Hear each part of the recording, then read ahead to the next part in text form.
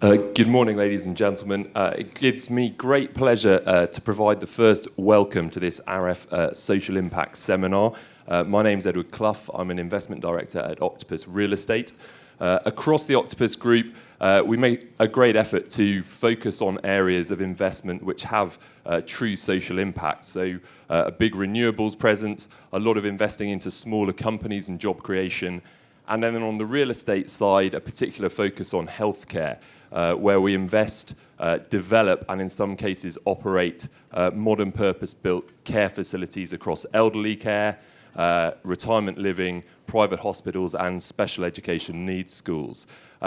We look forward to continuing to be part of the growing social impact conversation across the industry and being part of and helping drive the new emerging industry standards. I think that is probably enough for me. We've got quite a packed agenda and probably a little bit of a late start, but let me welcome you once again and now hand over to our chair for today, Melville Rodriguez from Charles Speechley. Thank you. Thank you, Edward, and many thanks to you and your colleagues at Octopus for sponsoring our seminar. Ladies and gentlemen, I also extend a very warm welcome to you. Social impact investments are moving into the mainstream. Investments which generate financial returns combined with positive social outcomes. They have galvanized our UK funds industry. And for us within real estate, they offer exciting opportunities. I suggest there are two main catalysts for this trend: a supply driver and a demand driver. The supply driver is as a result of a shortage of the social infrastructure. And hence, in our sector, there is an emerging interest in affordable housing, in regeneration, and in healthcare. One of the key goals is finding a solution to social and economic deprivation. And hence, the beneficiaries are those like key workers, the homeless, the infirmed, the elderly. That supply dynamic is complemented with a demand dynamic. Pension funds, institutional investors are recognizing the attractiveness of medium to long-term returns. However, they are reputation sensitive and risk averse.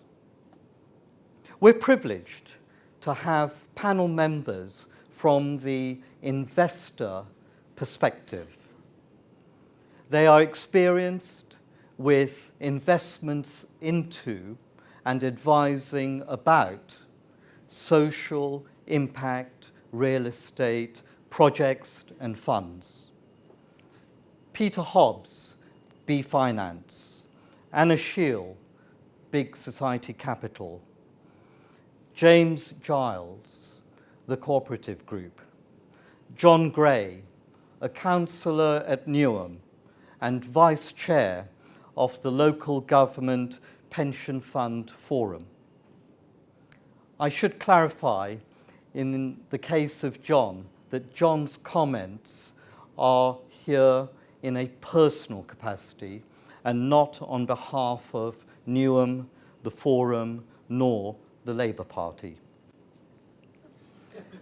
The key focus of our seminar is measurement. And in that context, we recognize that measurement of financial returns is well established and relatively straightforward. But there are challenges with measuring impact. It is an evolving and fascinating issue. Challenging questions like, what are the appropriate data? How can we as an industry develop best practice? How do we avoid impact washing and learn from the experiences with ESG? To what extent should impact projects be focused on the alleviation of social and economic deprivation? Is it acceptable for institutional investors that financial returns are sacrificed in order to enhance social impact? The plans for our seminar is that shortly each of our panel members will introduce themselves and their organizations, their approach to investing in our arena, in social impact within real estate. In particular, the focus on measurement. And then questions and answers and comments from yourselves, where we very much expect an engaging debate. I should mention that the press, a representative of IP Real Assets, has joined us. IP Real Assets are very kindly interested in covering our debate, and I hope that that's acceptable. So now, may we proceed to the presentations from each of our panel members. Peter. Peter, shall I come up? Over to you. No, you're welcome. You can sit there. Yeah. Thank you, Melville, and thank you everyone for being here. I think there's probably 60 or more people who wanted to come but couldn't come, so there's a big waiting list. And I think that really reflects the interest in this topic. And we're seeing that very much at B Finance where I work. So what we do is we help investors find appropriate and good managers. So we are really reflecting what investors want. And we've seen a huge surge of appetite for private asset classes over the last 3 years. So infrastructure, private debt, and real estate, all forms of real estate. But a particular theme the last 2 or 3 years has been impact real estate. So we've had investors in Canada, in the US, in Netherlands, and here in the UK. And these are public plans, corporate plans, family office, wealth managers, endowments. So pretty much the whole spectrum of investors interested now in impact investing. And I think that's a nice reflection of what's happening, not just here in the UK, but globally in this space. And I think it's a fundamental shift, and I will come to that in the discussion, because I think it's not just the two drivers that Melville mentioned, demand and supply. It's also a recognition that financial metrics alone aren't enough. There's a need to consider the implications, the outcomes of those financial investments. This is a massive change, more significant, I think, than ESG 15 years ago.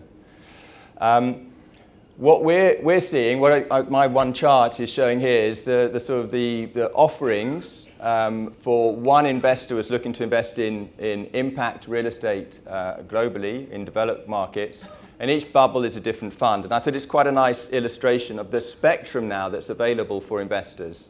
There's about 25 funds there, and the colours illustrate the different types. So going from the left, it's more the environmental greening strategies. So this isn't just ESG, this is having explicit targets to, say, go from 80 kilograms per cubic meter down to 0 in every property that's being acquired. So carbon neutral strategies, or contaminated land, decontamination. So very environmental strategies. To the right, the more housing type strategies, the ones that Melville mentioned, affordable housing, care homes, and a whole related raft of offerings there. And then in the middle, sort of regeneration, which is maybe combining elements of the two. What's also, I think, interesting about this chart is we're showing impact on the bottom axis, but but we're showing returns on the top. So most of you here thinking about impact will think those returns look pretty high. This investor wanted returns that had to be 8% and wanted something over 10%. So most affordable housing strategies here in the UK are more like 6-7%. But there are offerings there that are higher returning, more producing product for long-term owners. And I take issue with one comment really that maybe Melville said at the end about, do investors have to forego a return to achieve impact? None of the investors that we've worked for have been prepared to forego a financial return. So for them, impact is identifiable outcomes, specific outcomes of a social and environmental nature alongside financial return. They don't forego any financial return. They can't do that because of their mandate from their stakeholders. So I'm going to draw my comments to a close, and when we made in the discussion talk about measurement. But I just finally on that, I think measurement is easier to measure impact than ESG, because you have a set of specific outcomes that you're trying to achieve: reducing emission, providing dwellings. There are very tangible outcomes that you're trying to achieve, and those can be identified and measured. But maybe we get into that during the discussion. Anna? Thank you very much. Just perhaps to introduce myself and my organisation, because we're not part of the real estate sector per se. So Big Society Capital, where I'm head of origination, I appear to have given myself a promotion, not organisation, is a dedicated social impact investor. So we were set up in 2012 really exactly in order to promote what's happening here in this market, which is the flow of capital towards the business models and the solutions that are addressing some of the pressing social issues in the UK. So we invest all of our capital in order to create positive impact in the UK and to improve the lives of people. And since we've been around since 2012, we've invested just over £500 million of our own capital, and that's mobilised and brought in another sort of 1.3 billion of capital into the sector. A couple of things perhaps that are sort of unique about us that it's worth drawing out. I think first of all, we are a fund of funds investor, and we're also multi-asset. But unlike many, we don't have a specific allocation towards real estate. Instead, we've really come into real estate through the particular lens of impact. So seeking to identify where there are opportunities to address social needs, that has led us into a number of different sort of asset classes, and particularly with a focus on affordable housing and social housing. So we invest into social banks, which are kind of challenger banks, which are lending where potentially the high street can't. We invest into products like charity bonds, which are an emerging listed product, which are meeting the needs of sort of certain charities that are somewhere between the sort of large scale and the mid-size who are looking to access the bond market. And we've invested in social property funds, which is particularly where I'm going to sort of focus my remarks for the rest of this sort of session.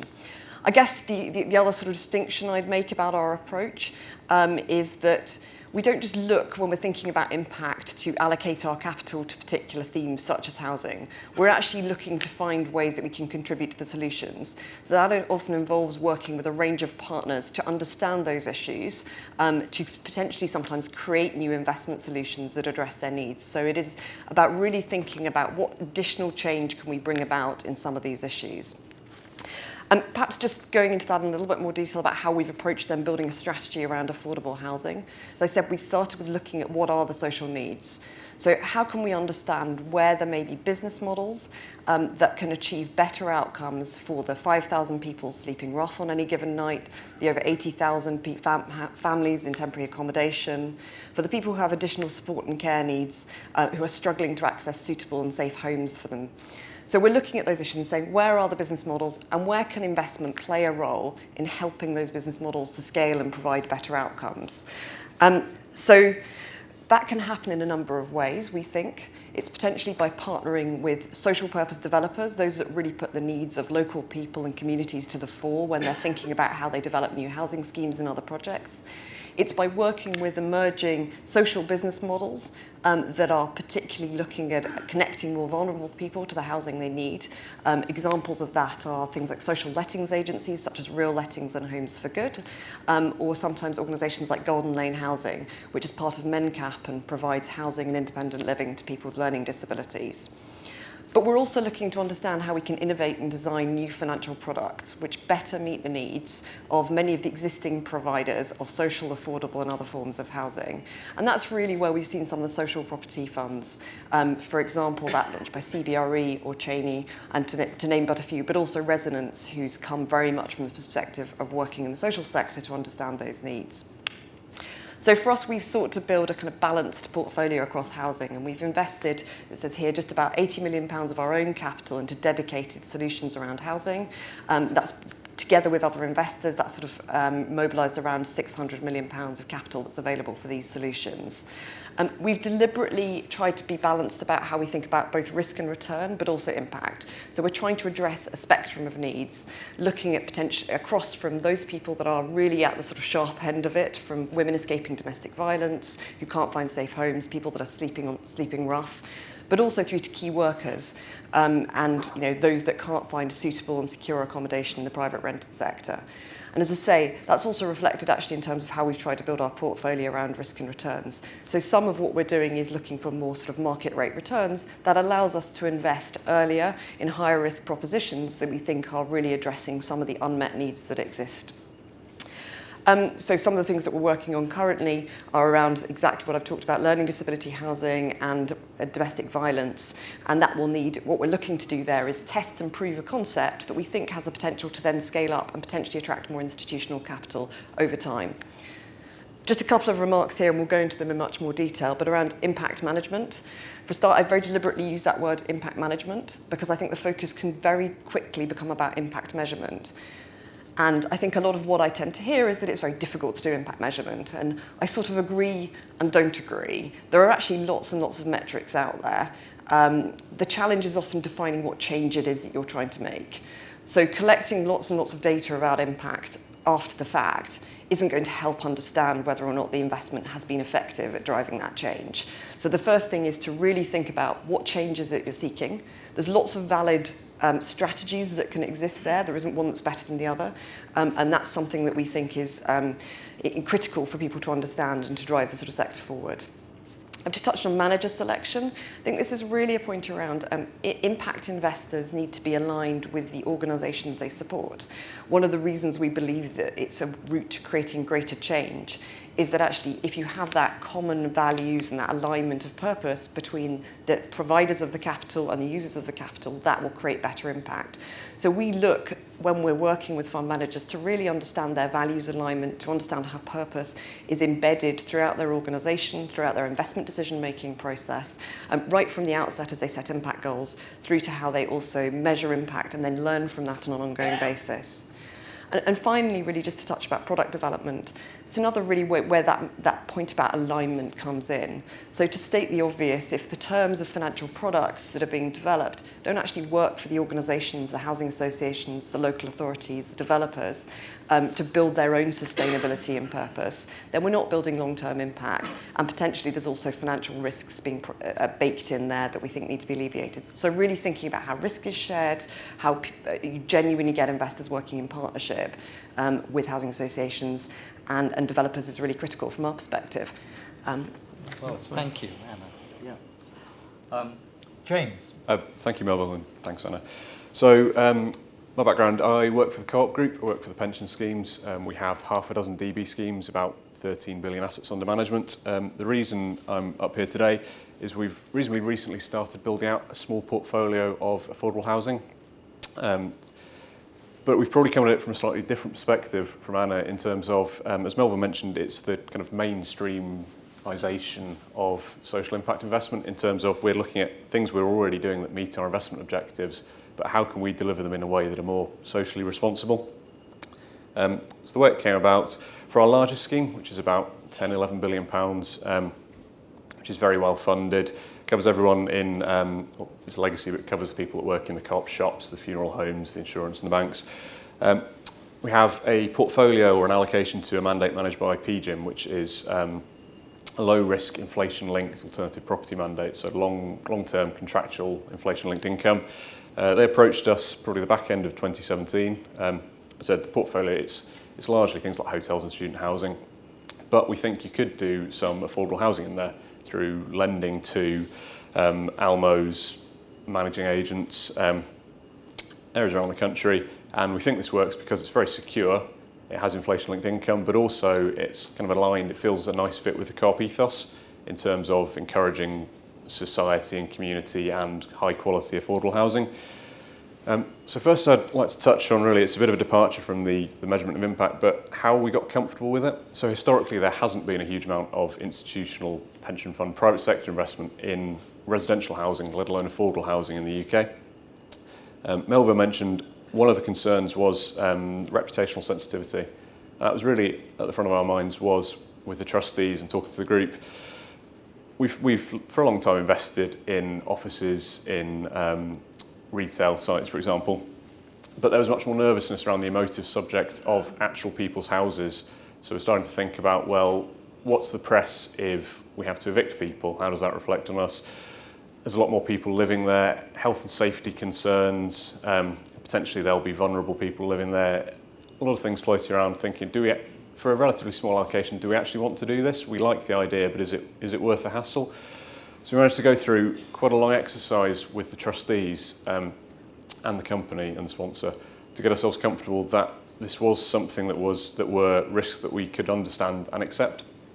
So touching on the steps we went through, the first approach was, well, reasonably arm's length, so we're not operating the housing ourselves, we're going through managing agents. It doesn't take a detective of Colleen Rooney's standards to work out who owns the property though, so if something had happened, the press would obviously work out it was the Co-op, the Co-op pension fund. And that was one of the other challenges we had, was there's no distinction in the public between the sponsor and the trustees, so we really need to make sure that we got the sponsor on board, because anything that happened would immediately reflect on the group, even though it was a trustee decision. Building on from that then, we undertook quite a lot of due diligence through PGIM on the individual underlying assets and the managers, obviously, but understanding a bit kind of the softer side of things. So the managing agents we've got and the LMOs, what's their reputation? Have they had any issues in the past? What's any feedback from tenants that are actually renting from them in terms of their treatment? And then more from the trustee side, actually really getting to grips with things that we'd not had to understand before. So, what protections are actually offered under assured short-term tenancies? If you're renting a property, really, what rights do you have, which involved getting kind of legal advice on things like the Landlord and Tenants Act, which is something we'd never had to bother being concerned with before, but understanding what protections are in place so we could get comfortable. As I mentioned, engaging very early on with the sponsor, because no one really understands the difference between the trustees and the sponsor, getting their buy-in, explaining them, and in a way that we probably wouldn't for other assets, bringing them on board with, we want to invest in this asset class and it has potential reputational impacts, but here's the reason we think it's good. Are you comfortable with us doing this? Then eventually getting to the stage where we were comfortable with the protections offered to tenants, that the group understood the risks as well, accepting that there would be some, but recognising that, there would be some reputation risks, but recognising that actually we're exposed to them anyway. Housing's emotive, but we've got student accommodation, there's several hundred students live there throughout term time. We are exposed to the risks of having people living in these properties anyway. And then finally, the other risk we had at the back of our minds really was not just the reputational risk of having affordable housing and residential housing, but could this be in some way tangled up with PFI and a reputational impact that at some point someone comes along and says you are overcharging people rents, you're overcharging councils, either unilaterally restructuring what we're doing, which is a financial loss, or just the reputational impact of looking like we are a bad actor. Fortunately, we're in a position where we're quite de-risked. We don't need huge amounts of returns. These are secure. Effectively, I know you can generate higher returns from social impact investment. This is relatively the secure end. We were comfortable with that. The rents and the things we were looking at were modest in terms of linkage to RPI, so we were comfortable there. And recognising there were benefits from going down this route. So it's a nice diversifier away from the offices and hotels we own. It does tick the social impact boxes. It is providing high quality, affordable housing for families in areas where there is demand for it. I don't know whether anyone would have seen, but it actually got a reasonable amount of good publicity for the group. So the Chief Exec, Steve Morrells, was on the Andrew Marr show and mentioned that the pension fund had benevolently allocated this assets to affordable housing, which is fantastic. I did have then pension scheme members writing to me saying, why on earth are we giving this money away? Which I said, no, that's not how pension funds work. But a very positive story. So in terms of where we've got to, it's probably taken a while to build out. We're up to, we've got a portfolio of 50 houses in Dunbar, which is East Lothian Council, which made the press because I think the Scottish Government were quite pleased about the way that the deals were structured. It's an income strip, so effectively from our perspective, we are agreeing to sell the properties back to the council at the end of the period, in 25 or 40 years, for £1. We like that because it's long-term inflation linked, but we're not really exposed to the property market. They like it because they're not having to pay anything up front really, and they get these properties back. We've also built out about another 120 or so apartments and family homes across South Yorkshire and bits of Scotland. So gradually building out, it has taken a while. Getting back to the kind of measuring the social impact of things we're looking at, we're kind of building it up as we go along, but some of the things that we focused on are occupancy. So, I mean, they're fully rented out. The ones in Scotland in particular are mid-market rent, which is it's key worker housing, but it's effectively aimed at people that can't get housing benefit and social housing, but equally can't afford to live in those areas. So it's based on salaries, and there was, I think, oversubscription for the houses when they came up, which we saw as a positive sign that they were effectively at the right rates. Looking at rents compared to market rents, and then just starting to go a little bit further in terms of ESG and look at effectively the energy efficiency. And there's some fascinating work PGIM have done, which is what things can you do to make houses more energy efficient? How much does that cost you? How much more do you therefore have to charge in rent in order to get the same return? And how much does that save the tenant? So can you build a case that, for example, we've put solar panels on some of the houses because they cost more money and we have to charge slightly more rent, but you can demonstrate that we charge an extra £10 a month rent, but it saves £15 a month in energy costs. Cool. Very good. Thank you. John? Firstly, apologies. You're probably fed up already of politicians talking about things on, and you've got me for the next 5-10 minutes. Just introduce myself. I'm a councillor in London Borough of Newham, East London. I've been councillor in 2010. Last year I was appointed by the new mayor, Roxana Fies, as the statutory deputy mayor and also the cabinet lead for housing services. My background actually is in social housing.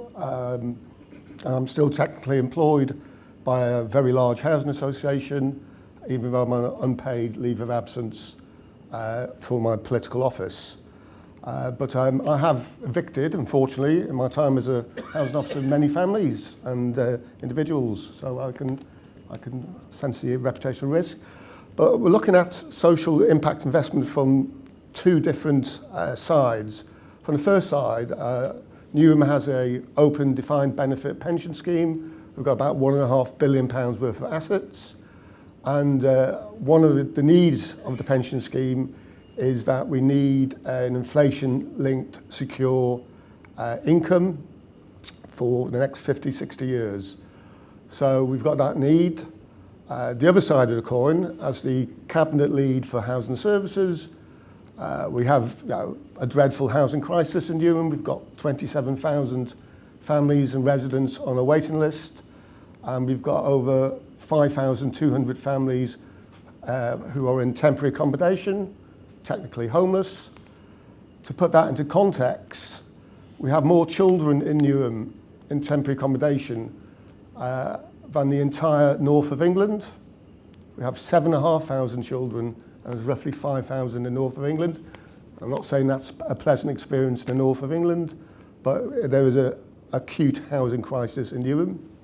Newham is a fantastic place to live. We've got the Olympic Village, we've got Westfields, we're building homes in the Royal Docks, good quality homes. There are cranes all over the place. However, it's the social housing that is our big issue. Melville has also asked for me to comment on the Labour Party's propositions on the National Transformation Funds and I'll come back to that if I've got time later. What we've done as an asset owner, we're trying to secure safe inflation-linked returns. With B Finance, we've gone through quite an exhaustive sort of series of beauty parades to see about investing some of our money in social housing. I've been involved in council pension schemes for 25 years, and I've always thought, why don't we invest in social housing? And there's been a number of reasons. There's not the scale, reputational risk, insufficient return. That's I could get that. But mainly, I just think because nobody's raised the question. Nobody really know. It's not. People know about shopping centres, warehouses, ports, roads, infrastructure, but social housing was out of their comfort zone. So I'm glad now we've been able to drive, and we are at a point of hopefully investing, start off from 20 million up to 90 million pounds from the new pension fund into social housing. We've got a new director of finance who wants to be reassured that this is a good idea, and also he's saying, well, this seems a good idea. Why isn't a council doing this instead of just a pension fund? Which is a fair point. The other side is, and we can perhaps discuss the reasons why, there's been a flurry of pitches to the council from institutional investors offering to help or even to solve our homeless crisis. And I've been present at a number of these presentations. Some of them have been very good, and maybe one or two of you might have been involved in these presentations. Some of them pretty dire, to be absolutely honest. Surprising that organisations representing huge sums of money and quite senior figures just aren't very good. Should not be put in front of a panel, to be honest. And you might say the same of me afterwards, so I'll take that risk. I will warn anyone who is involved in this or interested in this about local authorities. Their concept of time and quickness is probably different from many of you here. Now, there are good reasons for this prudence, that this is public money, your council tax, we could be talking about. But my biggest problem has been trying to make sure we've got the capacity to receive a pitch as a local authority and then evaluate that pitch and then come to a decision quickly. Because otherwise we just string people along for ages and ages, which is not interested of anyone. And also, and this is me pressing my officers, we have a crisis over here. Doing nothing is not an option, and so we have got to act, which of course scares officers, because the last thing they want is vanity projects to benefit councillors. But again, there were a number of quite exciting schemes. James talked about something which is leasing over 20, 40 years, buying back. Measuring the social impact in that. Again, if we can get people, many of these people in temporary accommodation, I think temporary accommodation is probably the easiest sell, because building at social rent levels is difficult, especially in a high property market like London. However, at the moment, the local authority, due to government cuts, housing benefit will now only pay between 70 and 80% of market rates. So we have these 5,000 families, we have to house them somewhere, we have to go to the market, and if the government will only pay between 70 and 80%, the local authority has to pay the difference. So this is costing us gross £60 million a year, and it's a big chunk of our money that we don't get back in housing benefit. So it's in our interests, if we work with partners or we do it ourselves, to build good quality temporary accommodation, which we could then charge at housing benefit levels. So there's no subsidy or very little subsidy from us.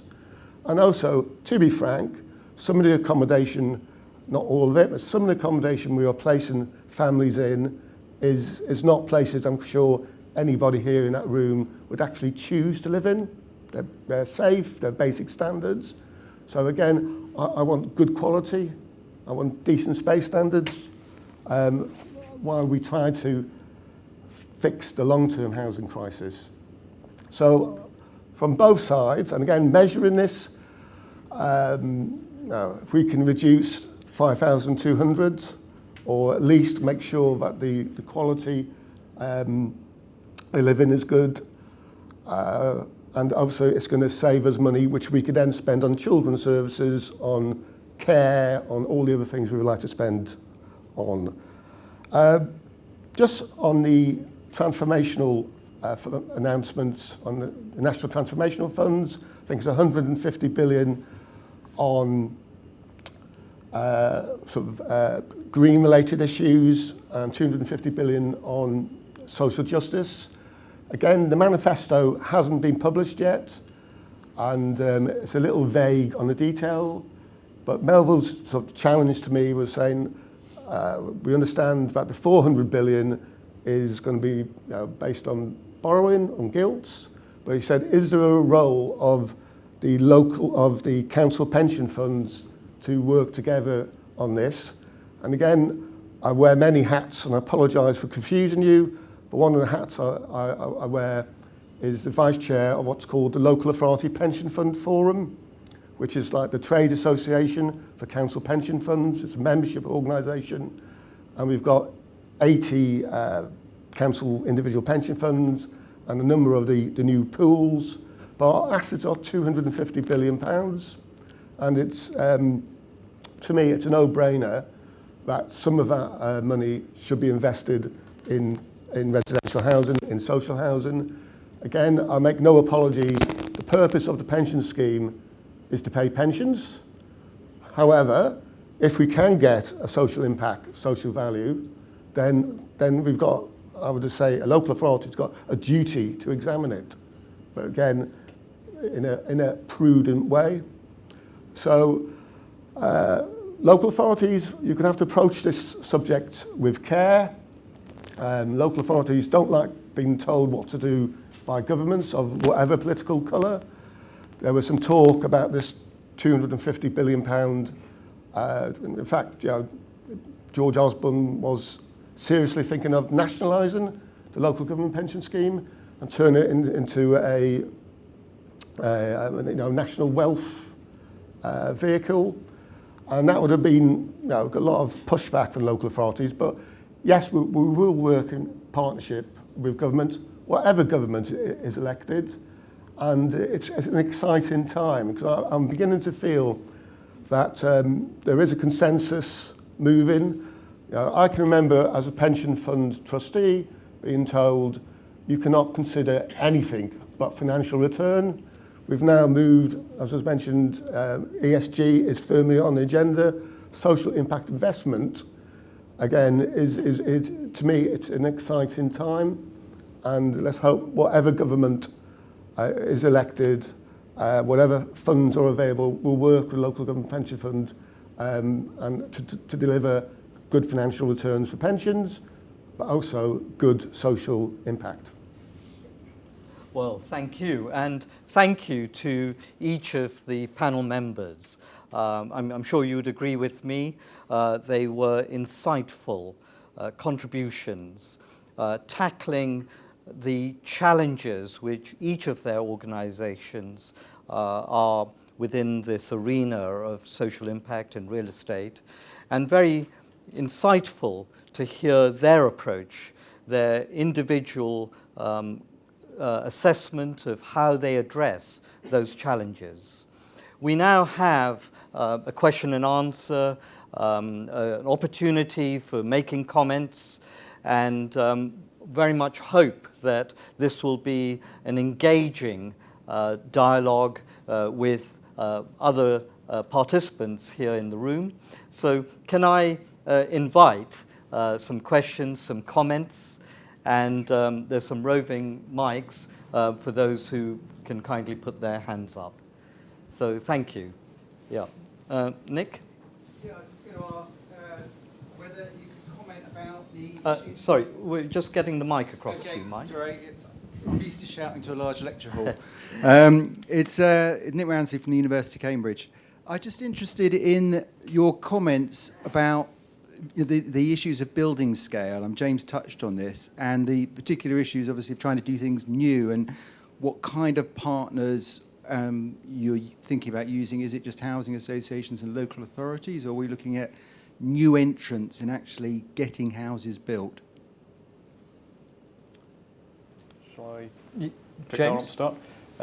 That's a great question. So a lot of what we've been doing is through Section 105 developments and tends to be small pockets of houses. And so you're right, one of the challenges has been how do you put together pockets of 10, 15 houses into a portfolio that's actually worth doing. We've been working with predominantly, it's a mix, but predominantly housing associations, the arm's length management agents, but also a handful of the larger private sector management agents effectively. So across the spectrum, with the private sector, there's been an extra step we've had to jump through in terms of understanding their covenant and the financial strength behind them, but nothing out of the ordinary. One of the benefits of doing that has been, and it might be something that links with the point on the growth in pitches and demands for it, is we've seen a lot of insurance companies coming along trying to invest huge amounts of capital and can afford to do it at very low levels, and I think that's very low levels of return. Partly, I think, driven by just the volume of bulk annuity purchase out there. So it helps the fact that we've been looking at smaller niche deals that they're not bothered by. But we've done it largely through working with Sapijam, as I mentioned. But they, in fact, have been working with a specialist group, York 3M, I think, who have kind of focused on the affordable and social area kind of group and built up connections there, so can pull together the contacts. But you're right, trying to deploy capital efficiently has been a challenge. Yeah, Anna? I think we've seen it's been a range of, it is existing, housing associations, but perhaps working with not necessarily the largest ones who perhaps have less of a need of additional capital. So it has been more working with the sort of mid-sized ones, this recent scheme in Bristol, working with quite a local, reasonably sizable, but local housing association, United Communities, also working with a developer, Hab Housing, and a local social enterprise. So sort of bringing together quite a different partnership that was able to say, what is it that we really need in this local area, and how do we really design the mix of tenures around that. We've also seen, I guess, some of the funds that we're working with are working pretty closely with local authorities who may not have in-house capacity, so they're actually providing some of that capacity themselves and running those sort of schemes, so they're bringing that in. It still feels like there is a need for sort of an emergence of some new models, or perhaps those that bring together the best of what everyone already knows. It isn't necessarily about innovation for innovation's sake, but saying how do we know what works. I think we've also seen a number of kind of larger housing associations looking to they've developed traditionally social housing. They're looking to sometimes diversify the kind of range of products that they're offering so that they can meet a broader range of needs, or potentially cross-subsidise some of what they're doing. That's certainly not going into the kind of full market rent segment, but looking at other sort of interim tenures. So helping them to do things that maybe wouldn't be supported through their existing kind of funding mix. Yeah. Peter.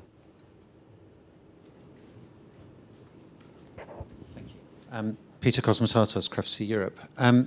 Could I ask you to focus on the measurement question? So I can see easily how one can count how many families you've housed, or what level of energy emissions carbon emissions you've reduced. But how do you compare? Is there a sort of, are you translating into cash, or is there some other approach for trying to measure impact across the range of possible social, environmental, or other impacts? Yeah, an excellent question. It's a great question. It's one we've been grappling with, having made sort of 8 or so investments. Actually, how do we look at the impact across those? And the thing that we can aggregate is, as you say, the number of people housed, but actually the types of people being housed, their needs is hugely varied within that. So it's great that it's 5,000 people, but what does that really tell us? At the moment, the way that we've had to look at it has really been case by case. So we have individual strategies. So we have some funds which are very much explicitly trying to address the need for more social and affordable housing. Are they meeting that need? Is that housing affordable to the people who need it? Are they additional? This is one of these sort of slightly tricky concepts that we end up talking about. Sounds a bit technical in the concept of impact. But would the change have happened without this? So it's quite easy, you know, if you've got 5 or 6 different investors or housing associations bidding for a Section 106, it's questionable how much additional social housing has been brought into the market as a result of that. So we're asking those kind of questions. We've also got investments which are looking at supporting people with move-on and temporary accommodation who have experienced homelessness. The questions we're asking there are around really the impact on their lives. So has this helped them stabilise their family connections?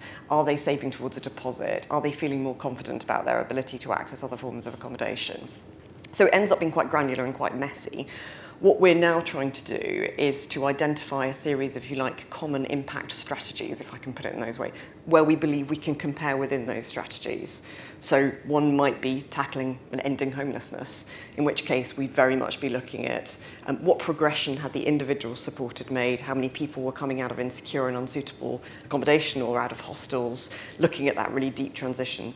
Others might be looking much more at sort of how do we build better places and communities where people want to live, in which case the measurements that would be important would be about neighbourhood satisfaction, the extent to which the profile of different types of tenures corresponded to what the demographics of the area and local affordability.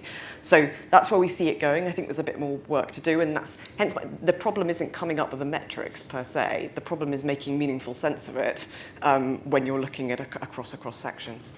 Can I just add to that and maybe reinforce that about it depends so much what sort of impact you want, which doesn't help your issue about comparing across them. But there's a lot of knowledge out there now. So there's a group, I think you might use this, the IMP framework, which is the Impact Measurement Project, which is a very good way, I think, of understanding impact in terms of what is it trying to do, who's it trying to benefit, for how long, would it have occurred without this intervention. So simple metrics that can be used as a framework for comparing across different types of impact.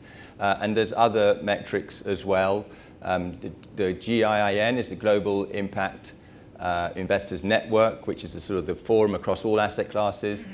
They have an AREF network, and B Analytics has GER. So there's a series of metrics, and there's a series of consultancies that help you with this. So Social Value Portal, New Philanthropic Capital, Good Economy, Carbon 4. So those are just some examples of metrics and groups. So really there's no excuse in terms of measurement. If you want to measure, it can be done. It can be used as an excuse not to do it, but that's a false claim. John? John Forbes, it's a bit of a follow-up question to that really, which is the United Nations Sustainable Development Goals set out a sort of massive macro brilliant framework that lots of people in the real estate industry are saying they're signing up to. But the gap between that and the sort of very narrow definitions that we actually operate within at the local level is huge. And how do we help people get from looking at the little thing they're doing here towards what they say they're doing in trying to get to the UN Sustainable Development Goals? I mean, most of them, they're mapped nicely to the SDGs, so that's not an issue at all. Frankly, you can map down or map up. I think that's not an issue at all. What it does raise, though, is a broader issue. I think we've had some great comments about specific impact strategies, okay? Specific social housing and so on. What I think is really interesting now, and PGGM is the sort of the great model here, and it's public in the public domain. They have measured the whole of their portfolio. So equities, bonds, all of their real estate in terms of the impact that it's making or not. And those are all mapped SDGs down to through the IMP framework.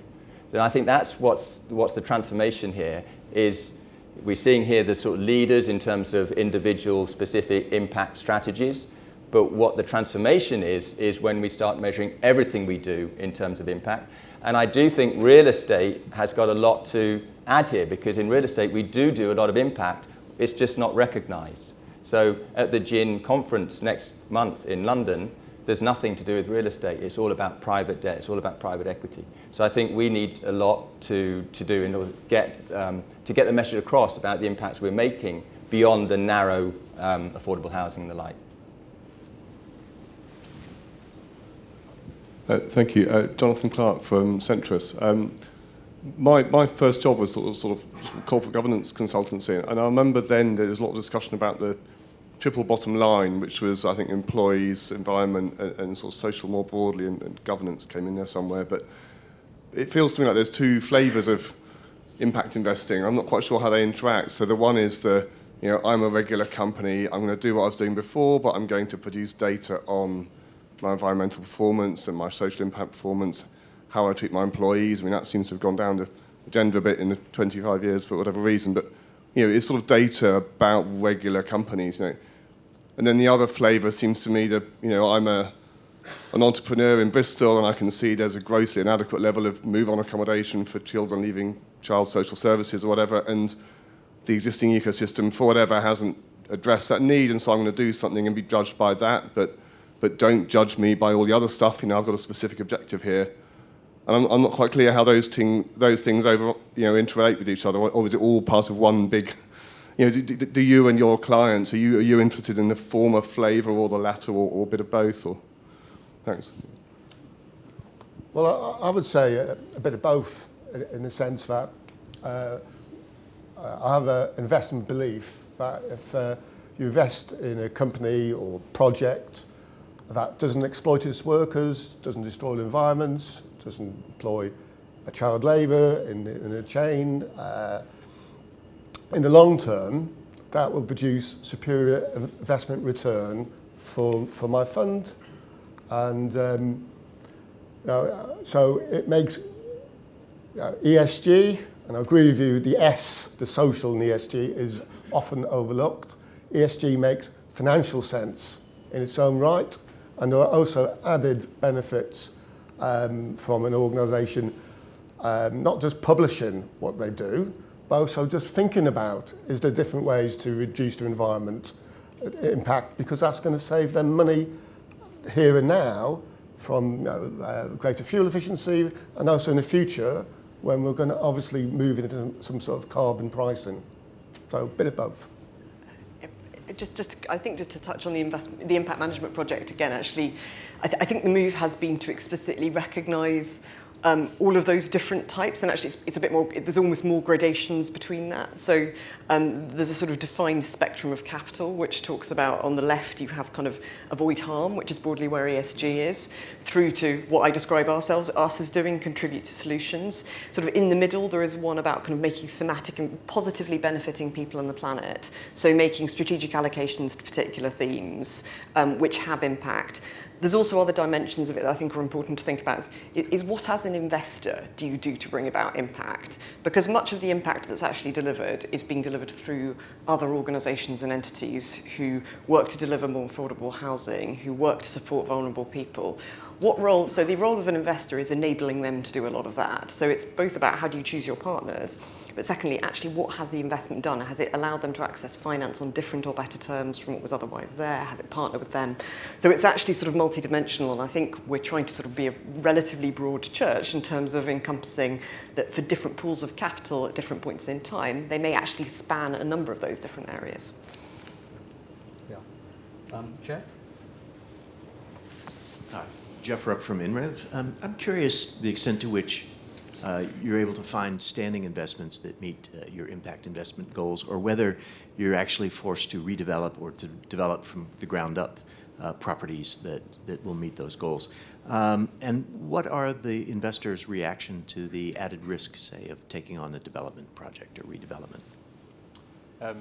Sure, I'll cover that very quickly. So you're right, as a pension fund trying to make a low risk investment, we don't like development risk. So the way we've structured it is by backing that off to developer. So we have contracts in place where a lot of it we're not so much for the social housing, but we have guaranteed income from a certain date, regardless of whether completion of the project has concluded or not. So trying to avoid development risk, but you're right, a lot of what we're doing has been new build developments, partly because that's where the new properties are, that's where the actual availability is to deploy capital. Secondly, I think because we've looked briefly in the past and talked about could you buy in lots of private housing dotted around and renovate that in kind of houses on different streets and build that into a portfolio. The challenge we had there was it's probably more expensive, but also starting to think about, well, bring it up to a quality and a standard that you're comfortable with in terms of is it safe, is it warm, is it insulated and a healthy place to live. So we've focused on newer builds. I mean, I approach it in two different ways. As a council, we're also building 1,000 council-owned homes over the next 4 years, and we've got a local housing company, it's called, to deliver that. And we're not involved in a joint venture at all. We're taking the development risk of doing that because we want the development profit in order to make these homes affordable, truly affordable. And that is a huge risk, and we appreciate that, and we hope we've got measures in place to mitigate that risk, but it is a risk.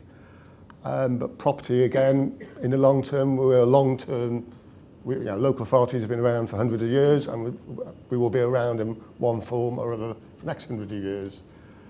From the pensions fund side, we may, depending on the offer, take a development risk. But again, as a pension trustee, not as a politician, I would be more comfortable if our partners took the development risk. Because again, what they want from us is the fact no local authority has ever gone bankrupt. We effectively will guarantee the rent through housing benefit. So again, that helps us. But as a pension trustee, I'm not as comfortable taking risk as I am as a councillor. I'm conscious that we've got a time constraint, and the formal session, I regret, has to come to an end. I can see several of you who've got questions. May I suggest that we keep to the kind of 10 o'clock cut-off, but in terms of the formal proceedings, but any of you who can stay and network and have a chance to continue the debate, please do so. It's been wonderful, wonderful, each of these panel members giving their insightful experience and yourselves sharing the challenges. We within the industry are grappling with these challenges in the context of social impact in real estate. Let's continue the debate. I'm delighted that the IPF on the 27th of February will be having their own conference, and Anna, you're very kindly involved there, where the issue of social impact, real estate, and the approach to investment is going to be explored further. So let's continue the debate. Let's try to show that we as an industry have solutions to these issues and encompass the social impact, reputation, challenges, the risk averseness, but identify ways of going forward and moving the debate. So thank you, all of you, for joining us. And may I suggest that in the traditional manner, we thank each of our panel members for their terrific contributions.